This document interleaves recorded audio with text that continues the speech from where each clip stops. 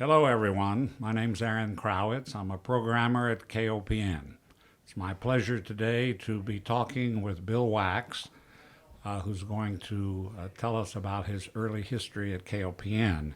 I want to mention before we start that Bill went on to a long career at SiriusXM. He was a program director there of the B.B. King Bluesville show, as many of you probably know, and he was a longtime chair of the Blues Foundation. Bill, it's a pleasure to have you here. Thank you, Aaron. It's glad to be here. How did you wind up in Columbia, Missouri? I got accepted to college, and the University of Missouri was one of the few schools that accepted me, so out I came. Where did you come from?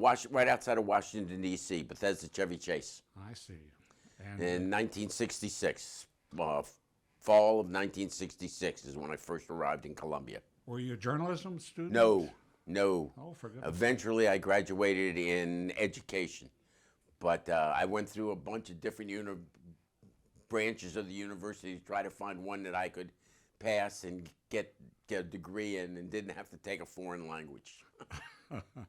And somewhere in here, you wound up at KOPN. How did that work? Well, when I first was at the university and when I graduated in 71, KOPN hadn't even started yet. There was no community radio, and there was nothing like that. I went back to DC area and taught school, and so I had summers off, so I would spend part of my summers coming back here because I had some very dear friends that lived here, so I would spend some part of the summer with them. And in the summer of 75, I think it was, at that point, KOPN started broadcasting. Correct. New Wave started, I think, in 73. It was formed Right. in 73. But so I came back, and a guy by the name of Greg Schmiedel had a show on the air, and he brought me up, and I sat in with him, and that's when I was first exposed that they were doing this community radio project, this and that. And then in 77, I moved back to Columbia. Originally, we were going to open a movie theater, a double feature classic films, first run foreign films. We weren't quite able to pull that off once having to build a theater and the expense for all that. In the interim, I started doing a radio show at KOPN.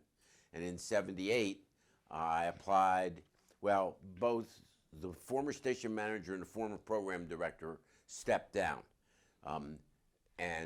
So initially I applied for the station manager's job along with a woman named Jean Palmquist, and she got the job.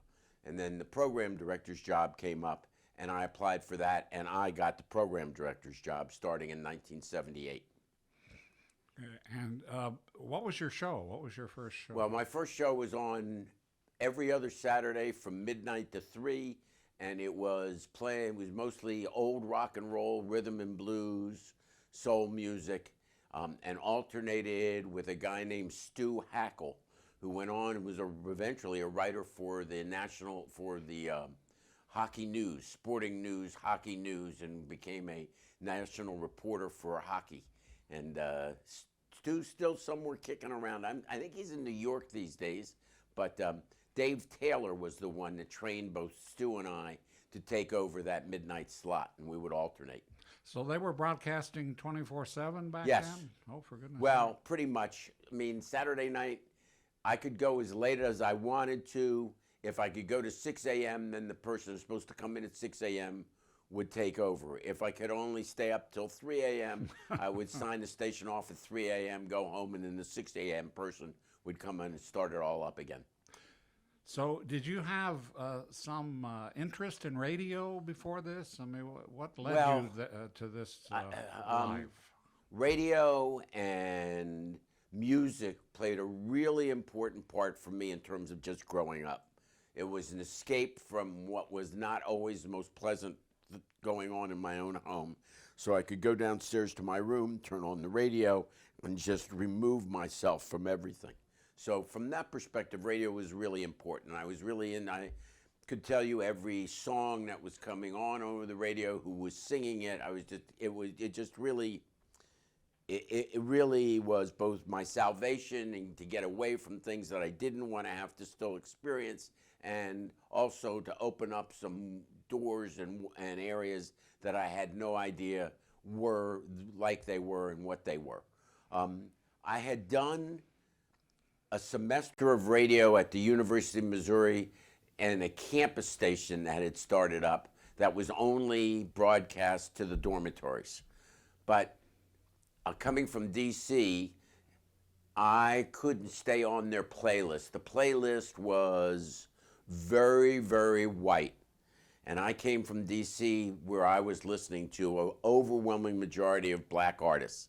So I kept on adding black artists to what I wanted to play. And eventually, whoever was the program director, and I don't remember who that was anymore, took me off the air because I wasn't playing the playlist that was they wanted and kind of thing, which started to point me to the direction that if I ever wanted to do radio, I probably wasn't going to work out in commercial radio, that I wasn't really made for just being told this is all you can play and you have to do it this way.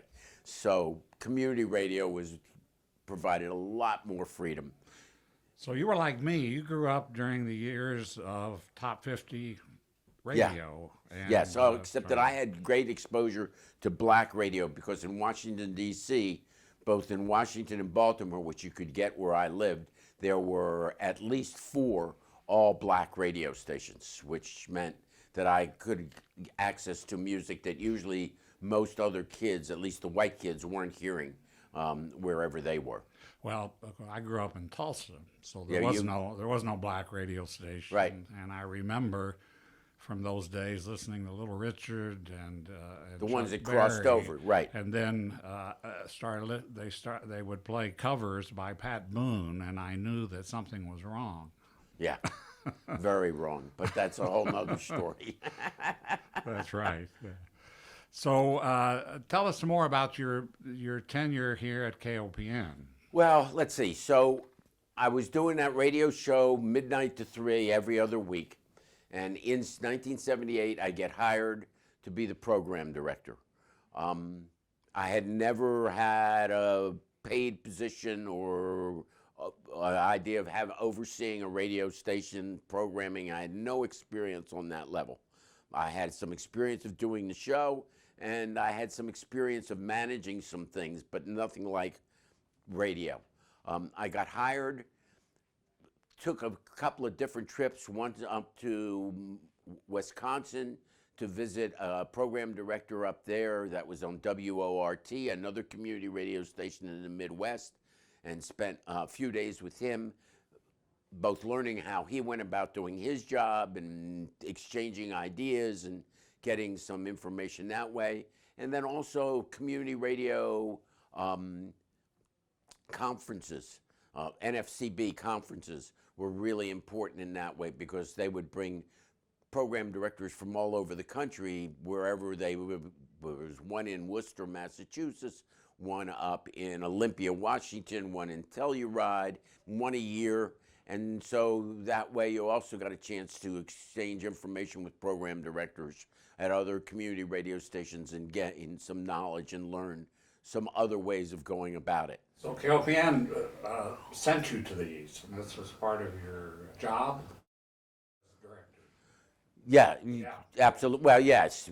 And KOPN was a big part of the NFCB. At that point, if I remember right, KOPN is the 8th community radio station to go on the air in the country, and it is the first to go on the air in a much smaller market, not something like St. Louis or Berkeley or LA or New York. I mean, all the other community radio stations were in large cities where there was a tremendous amount of people, if you could get their ears to tune in. It's a little different in a market like Columbia, which was much smaller, much fewer listeners. So that made it kind of an interesting concept and sort of a leader, because all of a sudden these smaller markets started to have community radio stations show up in them, and KOPN sort of was the part of the model for that.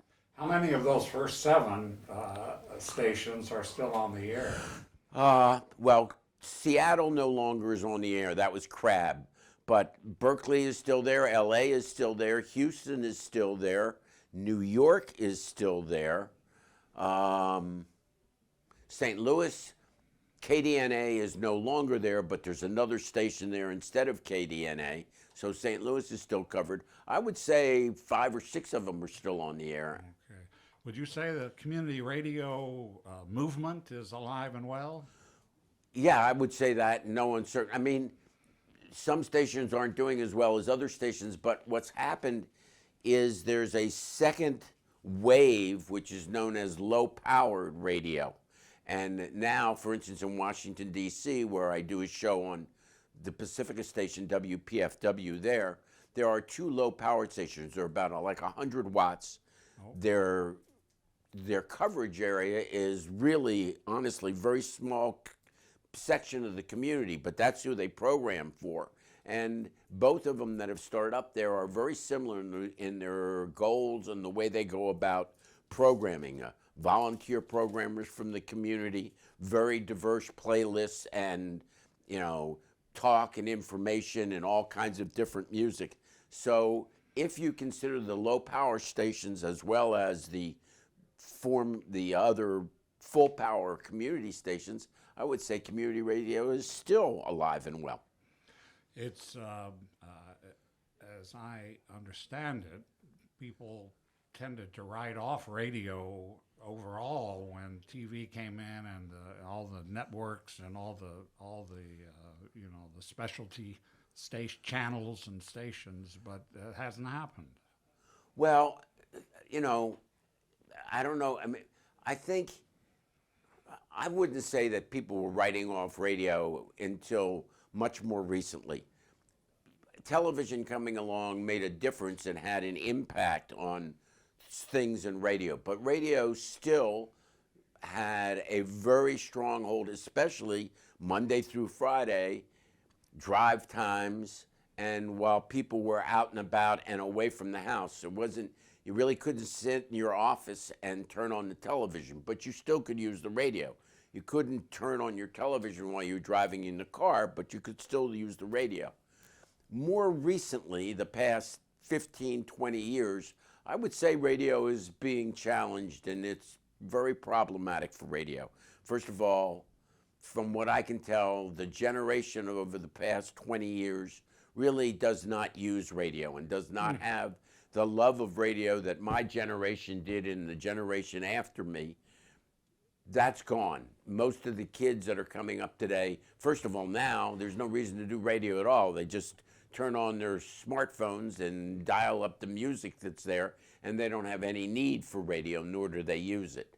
So I would say radio is a lot more challenged now than it was up until about 20 years ago. And that includes community radio? Yeah, it includes all of radio. I mean, there's no question radio has shown a shrinking audience. People, especially, like I said, the younger generation. Those of my age, and we now very much make up the old generation, no matter how much we don't want to admit it. I understand. But the younger generation does not have the connection to radio that we had, and no reason why they should. Radio didn't speak to them coming up. It wasn't what they used to hear their music, and so there's no real connection to them. Podcasts, seems to be some connection, and maybe those will lead them back somewhat to things similar to what radio once was. But by and large, I think radio is fairly heavily challenged in terms of being what its future is going to be. And part of it also has to do with satellite radio that has now come along. And so you can get 100 channels anywhere in the United States, all narrowcasting on a particular kind of music that you might like the most. So again, cuts into what local radio is doing, especially satellite radio doesn't do commercials on their music channel. So if you hate commercials on regular radio, they're up to 20, 22 minutes an hour sometimes of commercials. Absolutely. So you can go to satellite radio and you don't have to hear any of that. So you're saying that the commercial advertising is being reduced on the No, it's not being commercial reduced station? on regular radio. Matter of fact, it seems to be increased as they look for more and more income and to supplement the difference between shrinking audience and still making money. But satellite radio has a different model, which is no commercials on their music channels. So it's a different competition. It is, I mean, the thing that satellite radio can't provide is your local weather report, your local news, your local high school sports or college sports. I mean, those things that are really centered locally. And it's one of those things that commercial radio could do, but I don't think they do very well because they have been bought up basically by huge companies that manage 5, 6, 7 radio stations in the top 100 markets all across the United States. It's the same 3 or 4 companies, and if you go out and about, you can hear the same jocks doing the shows everywhere across the country, which has opened up the door, I think, to community radio for a bit, because community radio has constantly stayed committed to presenting the community, both by having the community come in and do the shows themselves and broadcasting information and things that are going on in their local communities. So that niche has stayed open, and I think community radio is able to meet that. Yeah, our friend Kevin Walsh is always Right. talking about community. It's all about community. Right. The programmers are from the community. The information is from the community. The shows reflect the community, hopefully. Similar with newspapers. You know, a lot of Yes. people most people have abandoned the local newspaper, but if you want to know what the heck's going on in your town, and it's a small, even a town like Columbia, 100 plus thousand, you've got to read the paper and listen to the radio. Yeah, except that the number one outlet in the paper was Columbia Tribune, and it's now being published by a company that does the same thing across all. It's effectively So what defunct. we're left Yeah, now right. with is, I guess, the Columbia Missourian is Yes. all that's left in Columbia that has Yes. some kind of low, and that's a outlet to let students get the, develop. It covers the local scene. I mean, it does train students. And Right. of course, we were highly unusual to have 2 papers, and we still are in that respect, even Right. though one is kind of a shadow of itself. Exactly. What are some of the factors that you experienced at KOPN that led to your later success? Well, so let me step back a little bit here about KOPN. When I took over as program director at KOPN, there was a remarkable group of men and women doing radio at KOPN. They were smart, they were imaginative, some of them were well beyond crazy. They were interested in pushing the envelope in all kinds of ways, whether it was politically or through the way they did the radio programming, their ideas. And so we had an incredible wealth of very, very talented radio programmers that came out of the community.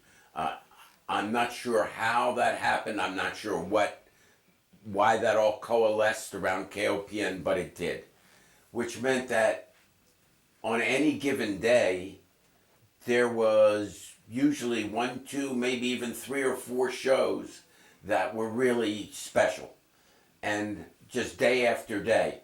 And so people like Jake Schumacher, who was doing Fred Television at that point, and I guess it was a morning show after the morning air, which was the classical morning block from like 6 to 9 in the morning, was a variety show, featured old jazz, maybe some Irish music, some little bit of rock and roll, a little bit of everything, and then some just crazy skits and really goofy ideas. They didn't all perfectly work every time on the air, but you never knew what to expect, and it was always challenging. It was most of the time incredibly entertaining, and so there was Jake Schumacher doing Fred Television. There was Chris Merrick, who co-hosted with Jake sometimes as Pat Daly, but he had his own show at one point. Chris did a routine where he did an interview with Marcel Marceau, who of course is the great pantomime. But of course Marcel Marceau wasn't really there. But here was this guy doing an interview with a guy that didn't speak on the radio. So it was that kind of wonderful twisted way of looking at things that we had all over the air. There was a fabulous collective of women, the Crystal Set Feminists, that were doing cutting edge women's programming and dealing with the issues of at that period of time. Abortion had just been legalized. There was tremendous amount of pressure about equal rights for women, and they were on the edge of those movements. And every week, out of their collective would be 2 or 3 women that had put together special shows. The black community became involved. Originally, it was Gretchen June Carter Lockett and Walt Anderson, known as the Sugar Man, doing shows on Saturday afternoon that really mostly music shows, but they also had interviews with people out of the community that resonated really strongly in the black community. And then people like Wina Faye Albert, who was a community leader, came up and started doing radio shows during that same block. So there was that aspect. The fans of bluegrass there was the Cedar Creek Pickaway, which is on Saturdays, and they would do live bands all the time up in the big studio, as well as playing recorded music. They were well into the bluegrass community and the fiddle community. People like Dave Pera and Kathy Barton, who've gone on to be performers on their own, and also Joe Newberry, who is a nationwide performer, worked with what's his name on NPR that did the show from Lake Wobegon. Yeah.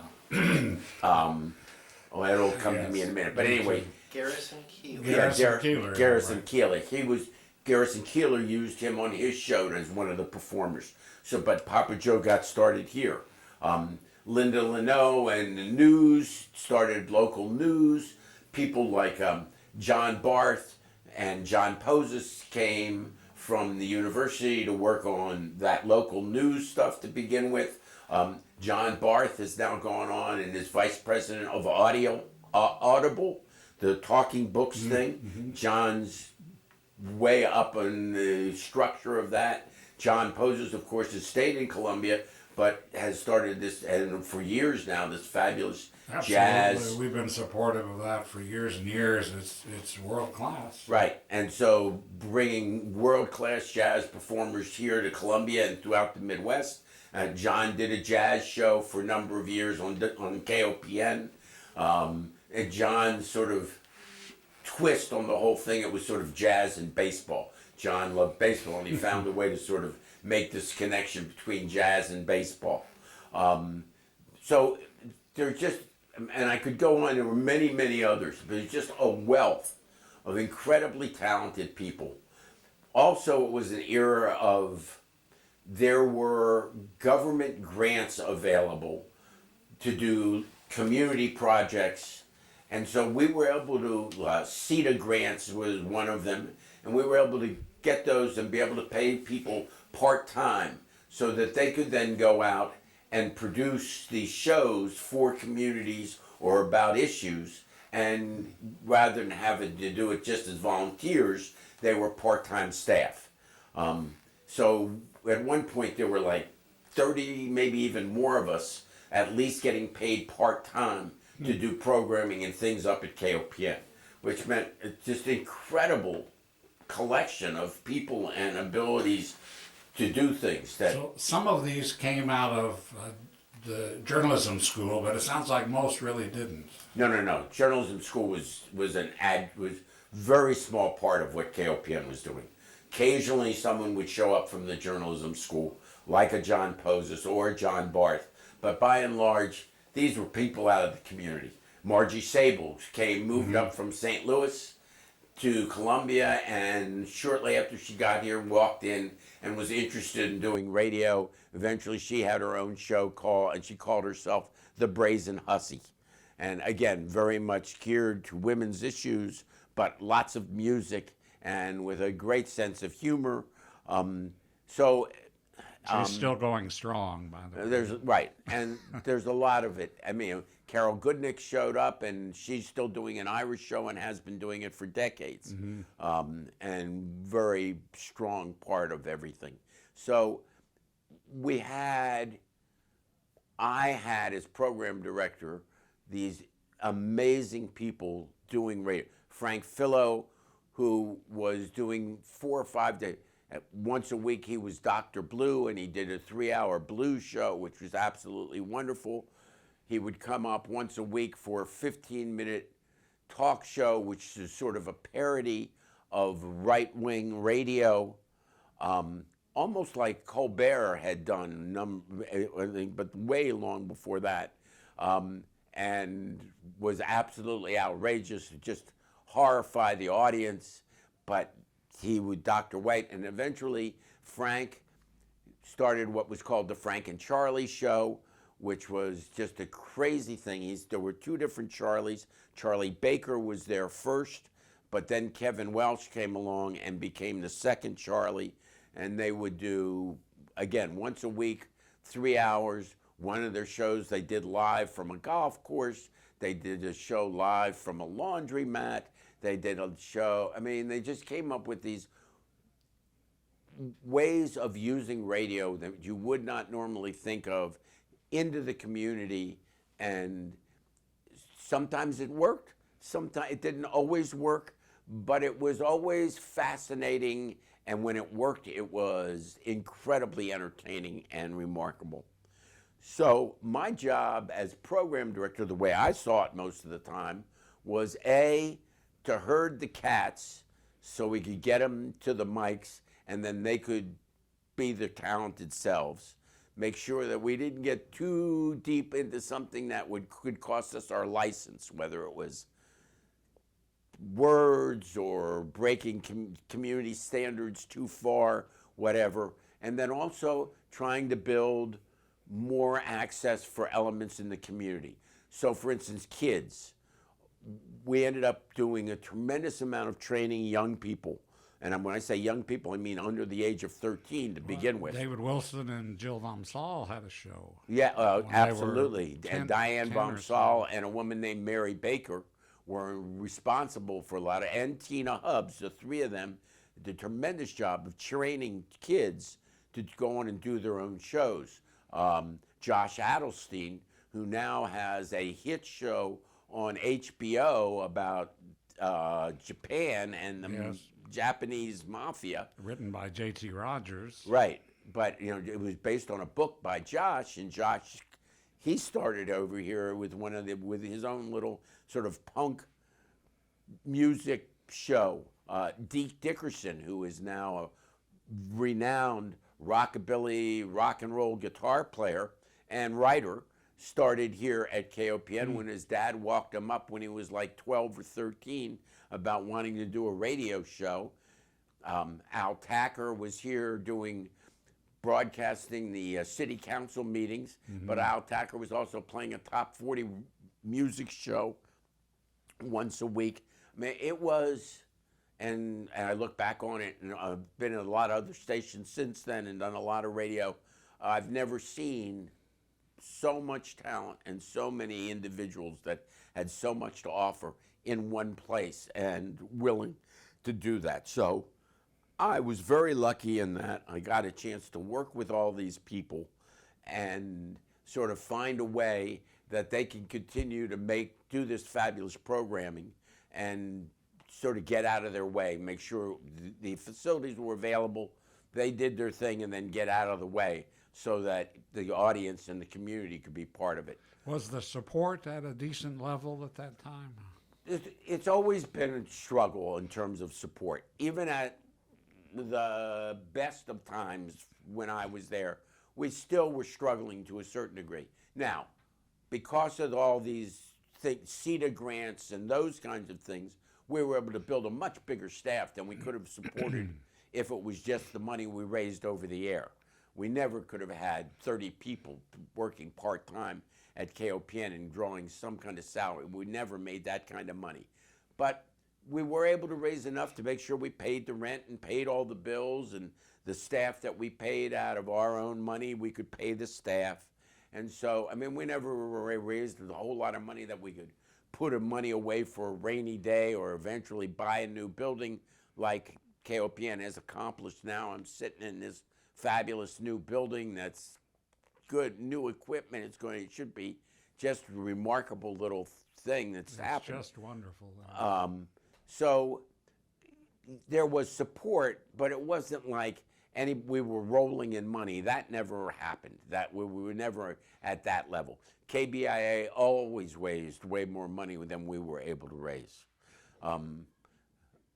It is what it was. I mean, it was a struggle, but the other side of that is because of that, we had tremendous freedom to do what we felt we wanted to do and present issues the way we wanted to present them, and from a much more progressive viewpoint, which was pretty radical in the middle of Missouri. Mm-hmm. So, from my point of view, looking back on it, what made KOPN so wonderful and so unique was these fabulous people that were the programmers, that were out of the community and brought their talent and their imagination. So since KOPN has just moved from the old building after being there 49 years, lots of people have bemoaned, oh, I'm going to miss the old building, this and that. My feeling about it is that old building was falling apart when we were there 40 years ago. I understand that you have a feeling for it because that's where you went, but it wasn't the building. It was the people. We could have been in a phone booth and it would have been just as remarkable because the people were remarkable. The building was just a place to do it in. And hopefully KOPN is building that same kind of programming staff today, and the new building will have that same kind of feeling to it because the people in it are going to be remarkable and bring amazing ideas and amazing radio to. Well, plus all the people you've mentioned are our vintage, could bound up the stairs back then, and today we're pushing 80 and we can barely crawl up. Well, so we appreciate this building. Yeah, but the bigger issue around that is that KOPN was pretty much committed to most of the progressive alternative movement, but we were never really able to offer people that were challenged physically an opportunity to do radio for us because they couldn't get up those steps. That's right. That was a main justification for moving it. So the new building, since I'm here, obviously can provide that, and that's fabulous to see. I mean, sort of check that one off the list. We no longer have to feel guilty or that we haven't met that community's needs because we couldn't get them in here. So from that perspective, the new building is another reason why it's so wonderful to be here. Okay. So now you asked me what did I learn at KOPN that I was able to carry on. Well, so let me put it to you this way. It was the beginning of me doing interviews on the radio, and so from the whatever they sounded like early on to developing a style and the ability to do interviews, which over the years has served me very, very well. The beginning of all that was doing at KOPN and learning that. After being program director at KOPN and then moving on and being program director at KBOO, years later, when satellite radio, at that point I was doing a radio show in Washington, D.C., and satellite radio started up, and they called me in and asked would I be interested in working for them, and I did an interview with them. When they hired me, all of a sudden I was program director of the Blues Channel.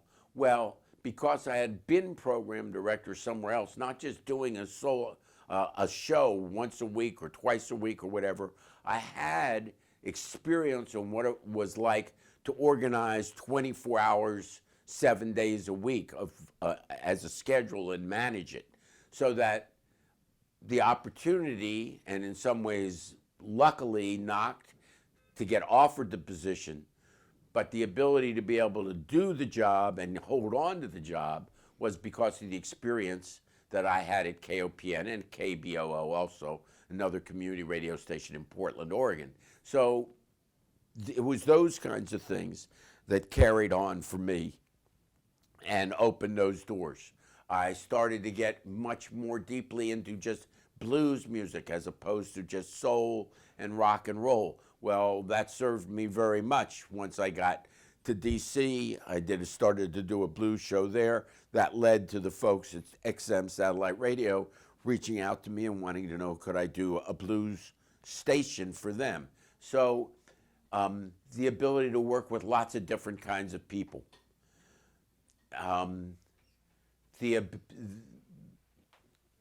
Learning the value of all kinds of different people, sort of breaking down some of my own prejudices about the way I saw people or what I thought, whether it was about African Americans or lesbians and gays or whatever the group may be. Working with people out of those groups day to day, actually programming and in community radio, really opened my eyes and opened my thought process to realize some of the stereotypes and prejudices, that the society had carried on, which of course were inherent in me because I'm a product of that society, were nothing but stereotypes and prejudices. So it enabled me to begin to start to unravel that. And I think in the long run, over all these years, it's made me more appreciative and the ability to work with a wide range of different people and learn from them and realize that how history does not owe or hardly ever tells the whole story. Eventually I come to the conclusion history is written by those that win. Mm-hmm. And so they leave out all that they don't want to be carried forward. Down face to face with people and talk to them, you discover that they're interesting, they have something to say, they're sympathetic figures. Yeah, and sometimes you discover they aren't so interesting. They can be boring too. I mean, everybody isn't the most fascinating, everybody isn't the most boring, but you find out that they're people, and the wide range of all that is who they are, no matter what their sexual preferences or their ethnic or racial background. You find out that there are X amount of things that you have in common. There might be some other things that you don't have in common, but those being thrust in that kind of position, I felt has been really good for me and has helped me grow and appreciate our culture as a whole and all the various little pieces. Well, that's right. And when I said interesting, I didn't mean that they could host a national show on TV. I meant that they have a story to tell and they represent something that's worth hearing about. Exactly. So, those are some of the things. I mean, and then just nuts and bolts, how to edit tape, how to, how to do a radio show, how to mix different components and whatever. That all came from KOPN too. I never went to broadcasting school or journalism school or any of that. It came from actual experience at KOPN, which is one of the things that community radio offers people that are interested in radio. Did these numerous people you mentioned earlier that you worked with, the stable of programmers, how many stayed with radio? Did any become professional at it like you? Oh, yeah. Well, Chris Merrick became program director at KOPN, and then he went to Portland and he was program director at KBOO for decades, at least 20 years or something like that. So he stayed in it all along. Jake Schumacher went to Alaska, was, I believe, a program director at a radio station in Alaska, came back to the States, worked with a Champaign Illinois classical station, was program director for them, may even been station manager for all I know. I believe Ed Herman went on to continue producing radio and programs about music that was not normally heard. KOPN, he was on a show called Ionizations, and it was people like Diamanda Gallis and Laurie Anderson. Eventually he got a grant, was bringing those kind of artists into KOPN to do commission a piece for KOPN to play on the air and do an interview with them. So he continued with that work. John Barth, like I said, was over at Audible and went and worked some with NPR. And there are others. Gene Palmquist went on to become station manager of the Pacifica station in Houston. I'm not exactly sure what she's doing now. The last I heard, I think she was managing a cluster of stations in the Northwest, but I haven't heard from Gene in a long time, former station manager, KOPN. So yeah, I mean, some people did carry it on, and myself, for a career, and for others, they may not have carried it on radio, but it sort of gave them their initial footing and went on to very successful careers doing other things, and still look back on KOPN as some of the most fun and most interesting things they've done. Well, we know Nola Ruth became a significant figure in the arts. Right. Not radio per se, but... Right. And there are others that have come. Dan Collison came through KOPN and was news director at Pacifica National News, and Dan's doing radio somewhere else. I'm not sure where it is these days, but so there are a number that did come through and continue on. It seems to me a remarkable percentage. Well, remember, there were a lot of people that have come through KOPN. Dave Owens is another one who came through KOPN. When I was there, Dave Owens was one of the organizers of the Anarchist group, and they did a radio show. But years later, Dave was the station manager at the Lincoln University station down there for a number of years, and then came back to KOPN and was the station manager here. So yeah, it's been a remarkable little training ground, continuing to produce radio. And I'm very proud of the 5 or 6 years that I got to be part of KOPN and got a chance to do what I did. Well, you should be. Thank you. Were there live concerts going on at that time? Oh, absolutely. We would do both shows live in the big room. Like I said, Cedar Creek Pickaway would have a band almost every Saturday in the big room at the old venue, and they would play live music.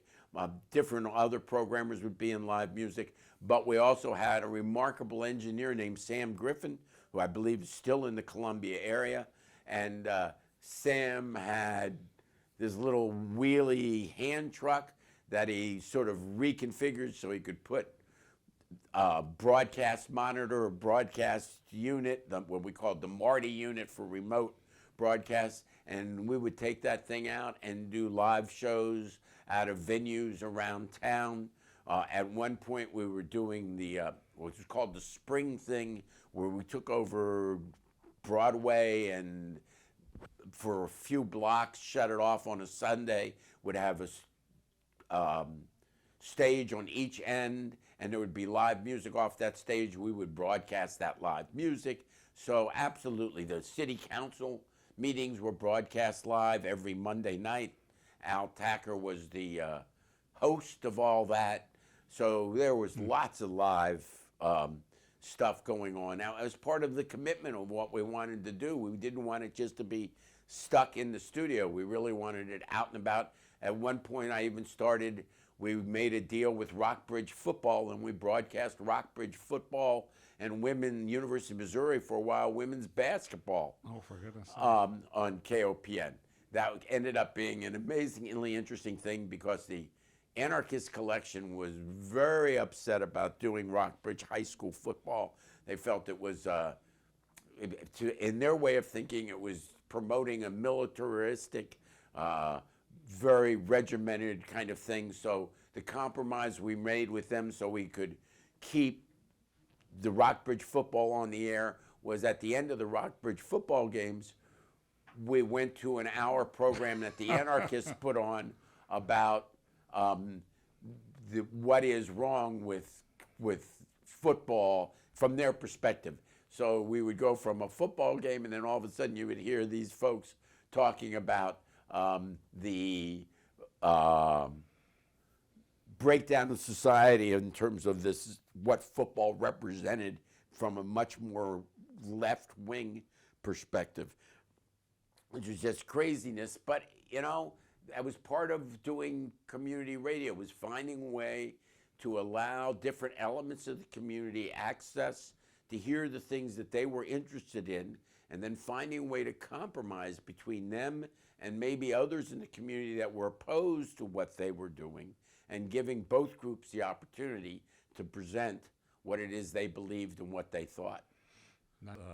That's really interesting. And we are getting grants now from the Office of Cultural Affairs here in Columbia, and the first grant that we got last year did have a commitment to start doing some more live programming, and so the hope is out here to do some of that. And I think the station is interested in developing young people again. You know, I think that kind of fell by the wayside in recent years, and that there is some interest. Again, you just have to have people that are, you know, available to do that, to train them and do that work. It's a fairly big commitment, yes. We had like I said, we had an amazingly large staff, and we're able to find ways to fund part-time so we could do all that.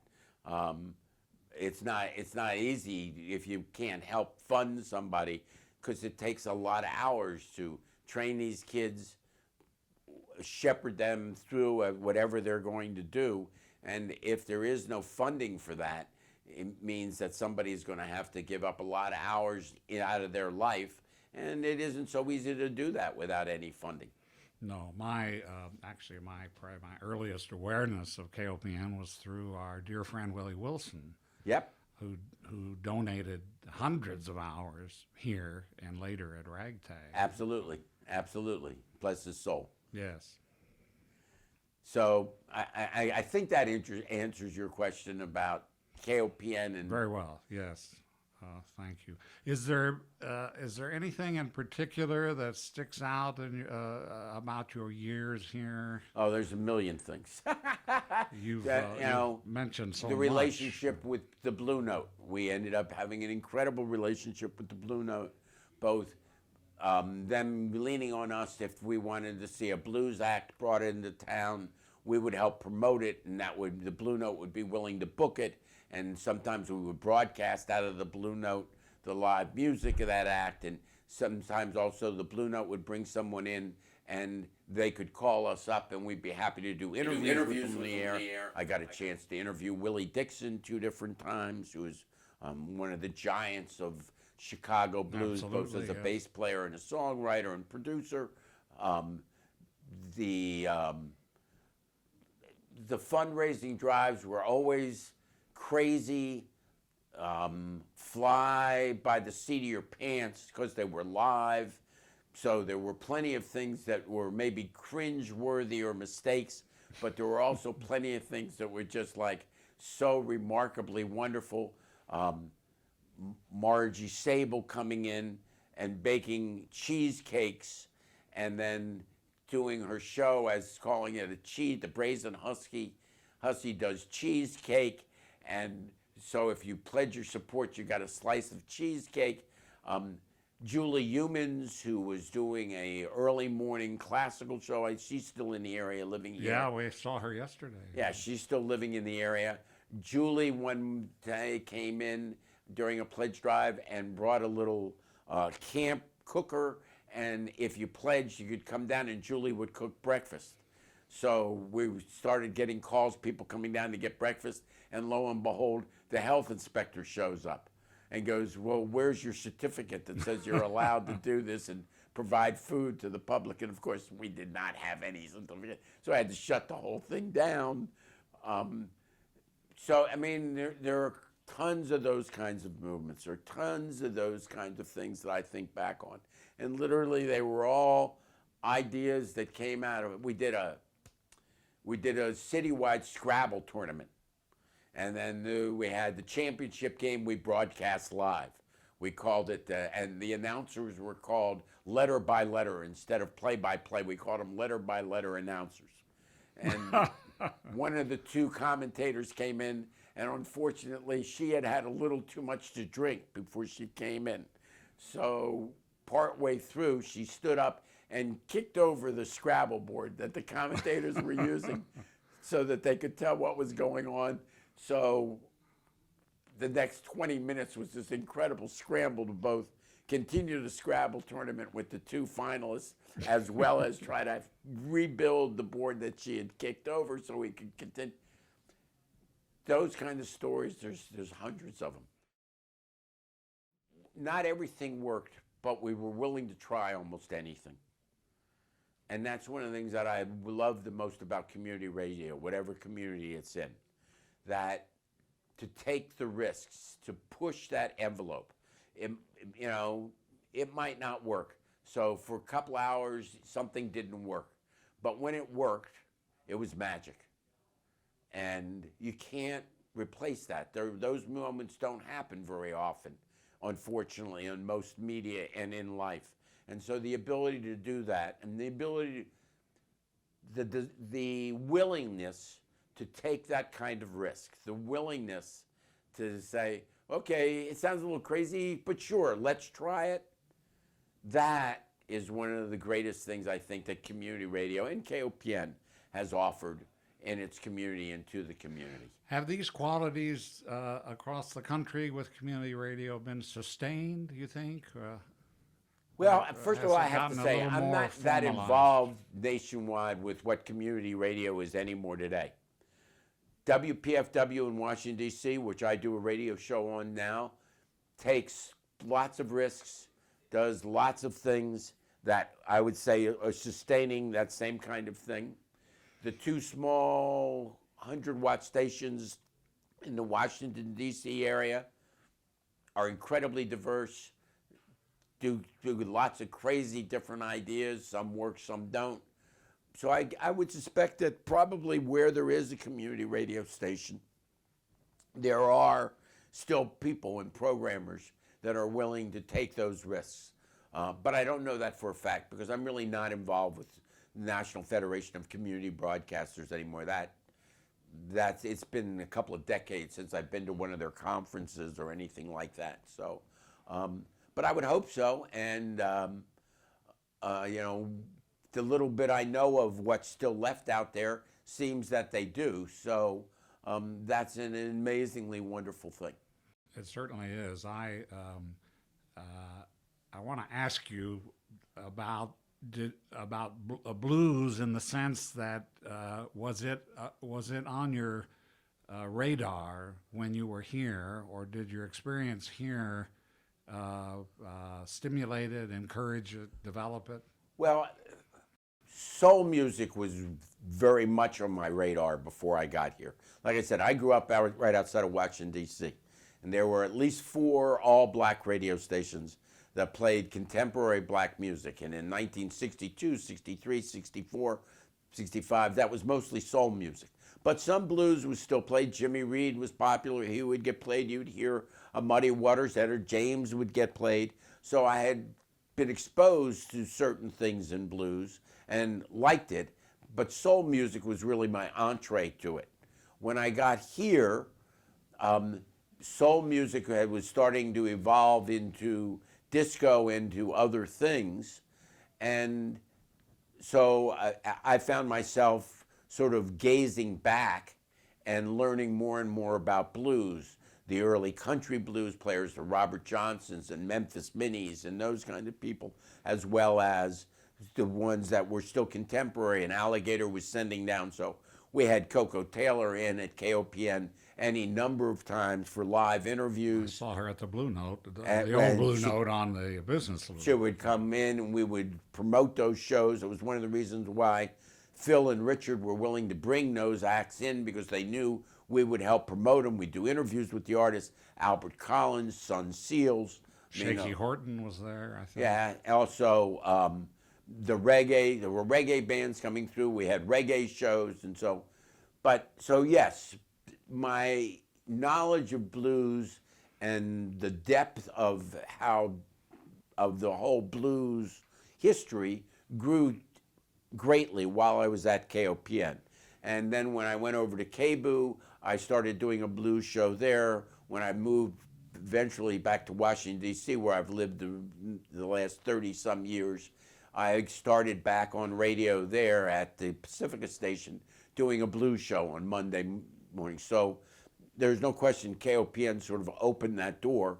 I had some knowledge of it, but KOPN opened the door all the way for me to start to understand and learn enough to really be able to carry on. And then eventually that becomes being a program director of this remarkable 24/7 blues channel on a satellite radio, where they gave me the opportunity to do just about anything I wanted and programming it any way I wanted, and it ends up being really close friends with B.B. King the last 13 years of his life, knowing Buddy Guy personally, knowing Bonnie Raitt. Just opportunities that I never thought would ever have happened, and yet they did in my life. And very much the beginning of all that is my years here at KOPN. That's really There, like I said, I have tremendous feelings for and care a great deal about this, the little radio station that could, as we put it one time. Well, that's right, and has pulled off a miraculous fundraising campaign to buy a new facility. Has a great board chair, and a new director. Has existed for 40 years. Yeah. Next year is going to be a half a century for this radio station. That's an amazing achievement. It really is. Yeah, I was a listener and a supporter, but I only recently have been A programmer too. Learned a lot. I'm learning a lot by what you're saying, of course. Yeah, but now you do a show, right? Do Desert a Island. show, well, it's based on Desert Island Discs. It's called Marooned. Yeah. Right. So And that's just another example. Person that listened for a number of years out of the community, eventually got interested and moved enough to try to do something themselves, came up with an interesting idea, walks in, boom, now has a show. Yeah, That doesn't that's happen right. anywhere else but community That's radio. right. They've been very supportive, and I'm very grateful. And it's great fun. Absolutely. If you move back here, I'll have you on. You have to be a No, Columbia well, citizen. I'm not you moving see. back. I love coming back and visiting, and I have friends that I care very much, but from a very personal political point of view, at this point in my life, I can't live in a rabid red state. I just can't do it. I'm not. Everybody has their own personal politics. That's their business. But I could not. I just couldn't. And especially living in Maryland, which is about as blue a state as there is in the country. Well, I can tell you. This isn't a political show here, but this dilemma is affecting a lot of us. Oh, I'm sure. These days, it's a real problem. Look, I'm sure it affects everybody, no matter where you are, given the issues and what's going on. And that's one of the things about KOPN. There may not be quote unquote political shows, but KOPN has always been political.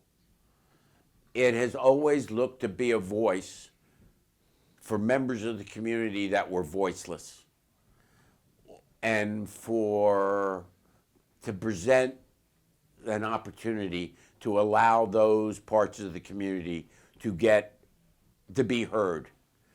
And so that leads it to be political. When you're putting on groups that other people dislike or want to disband, or immigrants they want gone, whatever, and yet they're getting an access here to tell their story, that's political. That's very political. And it's one of the things I love the most. Let me tell a story. Last night I was at a party, a 4th of July party, lots of people. And there were two people talking, and one of the guys said, well, I used to go out to lunch periodically with folks that worked over at the county courthouse and the county government center, including Bob Pugh, who I understand got elected as mayor again. And he said just recently he was at lunch with these people, and Bob Pugh was going on and on about how angry and how pissed off he was at KOPN and the things that they were saying and what the issues they were bringing up. And when I heard that, I was really proud of KOPN. It was like, that is exactly what the news staff should be doing. They're not there to be a publicity agent for Bob Pugh and the government. I mean, do something well, they're going to give the credit for it. But they're there to be a gadfly. They're there to hold the people that get elected feet to the fire to make sure they do what they said they were going to do and make life better for the people that are living in the community. And if they get under Bob Pugh's skin or whoever is the mayor's skin, obviously they're doing something right. I mean, that's what they should be doing. And I just, some of the people that were around while the guy was telling the story were going, yeah, to me, all I could think of is that is fabulous. They are carrying on the mission, and they're doing exactly what a news staff should be doing and what a radio station should be doing, that is talking about issues. They should be bothering people. They should be raising questions that make people think and reevaluate what they think is the right way to do it. Because maybe it isn't the right way. Maybe there are other ways of doing it. And if there aren't people asking those questions, if there aren't people presenting that, then we never get to learn that there may be other ways. So when I heard that story, all I could do is smile and think to myself, man, this is advertisement of why KOPN is so important. An interesting part of that story is that apparently Mr. Pugh was listening to KOPN. Yeah, and whether he would admit it or not. But yes, of course he was. Who else, unless KBIA is devoting way more time to local government and stuff, and I doubt they are, because really most of their programming is national public radio, and that's coming out of places that have nothing to do with Columbia, Missouri, then where else are you going to go and get information about the local issues? They do a few interview shows with one, I think, with African American community specifically, and others here in Columbia. In Columbia, yeah. Great for them, because that didn't used to be up there. No, this is relatively new. I don't want to. No, it's all good. I mean, they're glad to hear that that's happening. But like I said, that story just to me represented everything that KOPN should be pushing for and what they're about. Well, and it may be that KBI is doing that, part of the influence of KOPN's presence here. I'm sure that that's part of it. And KBA has had influence at different times on what KOPN was doing. I mean, that's just the nature of the beast. You have to figure out your place within the spectrum, and if somebody's already doing lots of something, is there a need for you to redo it? It was always the question about how much classical music KOPN should be doing, when in the old days KBAA was doing multiple hours every day of classical music. So it's a give and take. You have to figure that out. That's part of what. Well, when Diane Rehm retired, and she was carried on KOPN, a lot of people of our vintage kind of quit listening to KOPN, and I think there was discussion of, among programmers, should we have been airing her in the first place? Is that what KOPN represents? I would say yes. I think it was, our association with NPR has been fruitful for us and a good thing, but not everyone thought that way. They wanted more of the local down-to-earth stuff, yeah. No, well, and see, in Washington, D.C., that Diane Rehm was local, and then they took it national. So depending on where you are, one man's local is another person's national. That's right. We have had some syndicated show. We have a syndicated show, don't we? The Food Sleuth, yeah. Right. And it's a wonderful show. Is there anything else we're doing pretty good here?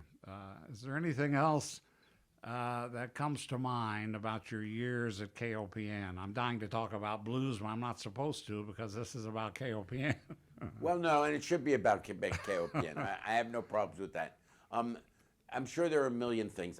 What I would say, if this is going to be in closing, is that, and I'm not sure where this is all going to be used, but finding ways to build bridges to people, the various groups and people in the community is absolutely crucial. It is easy to look up and find yourself completely insulated, where sort of programmers and their friends are the ones that are doing all the shows, and all of a sudden you're programming to basically an audience of all like-minded people. And I really think it's important that KOPN and stations like KOPN are aware of that and constantly fighting to make sure that that's not how they end up. Even though it might upset a certain amount of, like I said, the anarchist community was adamantly opposed to broadcasting Rockbridge football. But it also got us to another part of the community that never would have paid attention to KOPN before that. And as a matter of fact, talking about somebody that went on, at one point, the lead announcer for Rockbridge football and also the University of Maryland, University of Missouri women's team was a man by the name of Tom Dorr, who played basketball for the University of Missouri. 6'11", all 6'11" of them. He was a giant. He was a big man. Well, he went on and has just retired as the voice of the University of Texas sports. But his beginning experience, first things, were doing Rockbridge football for KOPN. So you asked me, so the idea that you can become insulated and not constantly building to more groups in the community is something that's really important. I think everybody has to watch out for. And B, and this is more to the community in general, is finding ways to make sure you're supporting this community radio station, that this is a tremendous resource for the community. Always has been and will continue to be as long as it gets to broadcast and people are participating in it and supporting it. And so I urge the community to step up and become subscribers, volunteer. It doesn't even have to be on the air. KOPN always has a huge amount. Right now, I'm sure it could use carpenters, could use people to move stuff around, to rebuild some things in the brand new spot. So it doesn't have to, it's not always about being on the air. There's always a tremendous need of things. And so it's really important that the community responds back and supports KOPN so that the station can continue to grow and continue to be there for the community access and to do the things that the community would like to see done. You've raised an issue that I've dealt with my little show. It's 30 minutes a month. Who's listening to the damn show? And it turns out to know that in any detail is very expensive and is beyond our means. So I don't really know, other than comments from people and friends in different cities and countries who can listen after the fact. Right. And we can see that on a map. We can see where people are listening. Locally is more difficult to know what kind of demographic is listening to your show. Did you ever deal with that? Well, yes, and there was a time when NPR and public radio made money available for certain levels of station so they could get audience research from Arbitron and some of the people doing that audience research. We got some of that. And it has some use. But honestly, I would say to you, do your show. Do your show the very best you know how to do it. Present the very best radio you know how to do, and there will be listeners. and they will support it. And whether you can identify exactly what income group they come out of, which neighborhood they're coming out of, maybe you don't get all that information, but that's not nearly so important as doing great radio and people finding it there. Okay. And so, I mean, it's been a question, oh, who's listening? But like I said, I was doing a show 4 years after they were on the air when there were a lot fewer listeners, from midnight to 3. There were times when you would wonder, is anybody out there? But almost invariably, you might say, well, if there's somebody out there, give us a call. The phone will always ring. There almost always is somebody out there. Whether you know they're there or not, they're there. And one of the great things about radio is anonymous, for me, is the anonymity of radio. People don't know what you look like. People that can't see you, they can only hear you. That also, you don't know who they are, and you can't see them. So it cuts both ways. But you just have to trust they are there, and how many of them exactly you might not know, but they're there, and so therefore, if you're on the mic, make sure you're giving them the very best you've got. Okay, that's good advice to a retired academic who wants to measure everything. Right, and not everything can be measured. As I'm sure you have learned in life over your years, you may have thought originally everything Absolutely, can. But how do you measure love? How do you measure peace? There are lots of things that can't actually be measured, but they are very real in life, and they provide, and they're very important. And KOPN is a good example of one of those things, I think, in some ways. Bill Wax, thank you so much for sharing your thoughts, your memories, your history with us, and we greatly appreciate it. I can't tell you how this will reappear, but it will reappear at some point, probably during the 50th year celebration, and you'll certainly be informed about that. I look forward to the 50th year celebration. I hope there's going to be a public aspect. I know there are a bunch of us old timers that would love to return and play it for some of us, the one last time, but just to help celebrate something that we were part of at one time and is still alive and well and growing in the middle of Columbia, in the middle of mid-Missouri, which is fabulous. Thanks to you and people like you, we're still here, and we greatly appreciate your time. And people like you that are carrying it on. I mean, it is a continuum, and one group passes on to the next, and that's how it continues to continue and grow, and it's fabulous. Thank you, Aaron. I really appreciate it.